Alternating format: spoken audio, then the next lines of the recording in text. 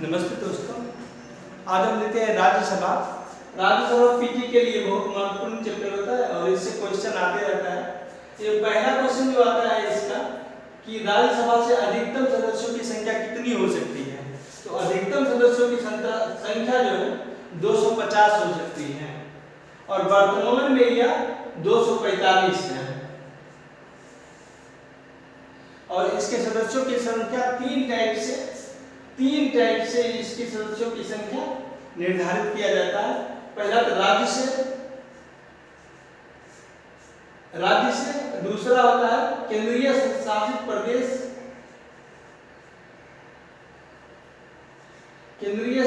प्रदेश, और तीसरा मनोनीत राज्य राष्ट्रपति द्वारा मनोनीत किया जाता है। और तीनों मिलाकर के 245 सदस्य वर्तमान में होती है। 233 सदस्य जो होती है राज्य प्लस केंद्र शासित प्रदेश से होती है और 12 सदस्यों का मनोनयन किया जाता है राष्ट्रपति के द्वारा। उसमें से है कला, साहित्य, सामाजिक सेवा, विज्ञान और सहकारिता। इन क्षेत्रों से 5 क्षेत्रों से राष्ट्रपति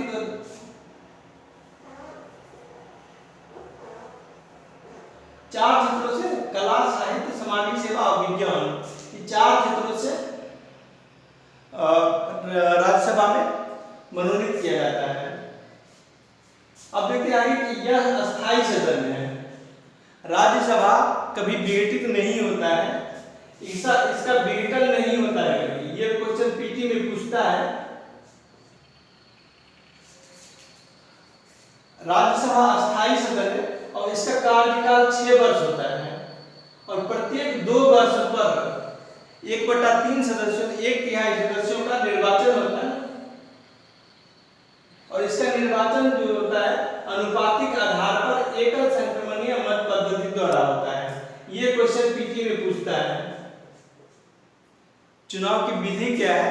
तो चुनाव की विधि है अनुपातिक आधार पर एकल संक्रमणीय मत पद्धति द्वारा राज्यसभा के सदस्यों का चुनाव होता है। ये राज्यसभा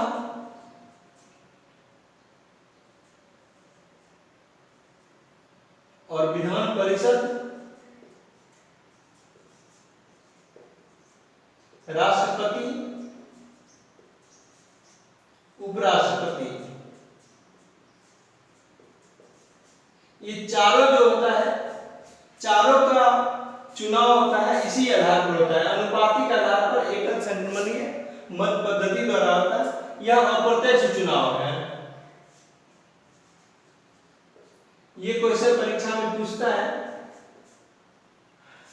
राज्यसभा, विधान परिषद, राष्ट्रपति और उपराष्ट्रपति, चारों का जो चुनाव होता है अनुपातिक आधार पर एकल संक्रमणीय मत पद्धति द्वारा होता है। अब देखते हैं आगे कि राज्यसभा की जो चुनाव के लिए कोई मेंबर खड़ा होगा चुनाव में, उसके लिए न्यूनतम आयु है 30 वर्ष और लोकसभा के लिए है 25 वर्ष और राष्ट्रपति, उपराष्ट्रपति के लिए होता है 35 वर्ष और पंचायत के लिए होता है 21 वर्ष। पंचायत के लिए होता है 21 वर्ष। ये सभी आपको याद रखना है, परीक्षा में पूछता है पीटी में यहां से क्वेश्चन उठाता है कि किसकी आयु, न्यूनतम आयु क्या होती है। अब आगे देखते हैं उपसभापति। उपराष्ट्रपति जो होता है पदेन सभापति होता है राज्यसभा का। अब पदेन का मतलब क्या होता है? यहाँ पर ये वीवीआई पदेन का मतलब क्या होता है? तो जो भी उपराष्ट्रपति बनेगा वह अपने आप राज्यसभा का सभापति बन जाएगा। इसमें पदेन मतलब होता है पद में निहित। पद में निहित, ये पीटी में क्वेश्चन आता है इससे।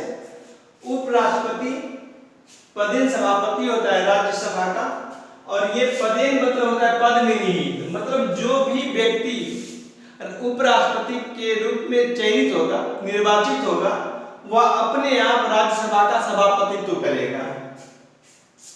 अब आगे देखते हैं उपसभापति। उपसभापति राज्यसभा के अंदर का मेंबर होता है, राज्यसभा के सदस्यों में से चुना जाता है और ये राज्यसभा का मेंबर नहीं होता है। ये जो होता है उपराष्ट्रपति राज्यसभा का मेंबर नहीं होता है, लेकिन सभापतित्व तो करता है। उपसभापति राज्यसभा का मेंबर होता है और यह यदि उपराष्ट्रपति सभापति नहीं है तो उपसभापति राज्यसभा के सत्र को संचालन करेगा। और यह हटाया कैसे जाएगा, तो यह सभापति को संबोधित अपने त्यागपत्र प्रस्तुत करेगा।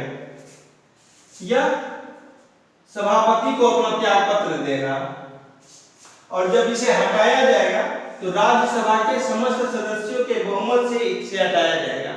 इसकी कार्यवाही लोकसभा में नहीं होगी, यह सिर्फ राज्यसभा में ही इसकी कार्यवाही होगी और इसे 14 दिन पूर्व सूचना दिया जाएगा।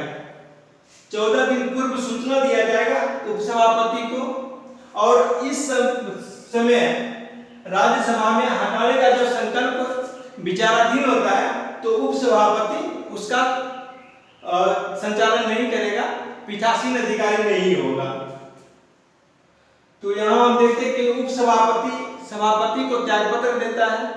यदि राज्यसभा में उसको हटाने की प्रक्रिया चलती है तो उससे पूर्व 14 दिन पूर्व उसे सूचना देना आवश्यक है और जब उसका संकल्प राज्यसभा में विचाराधीन हो तो उसका पीठासीन अधिकारी ये उपसभापति नहीं होगा।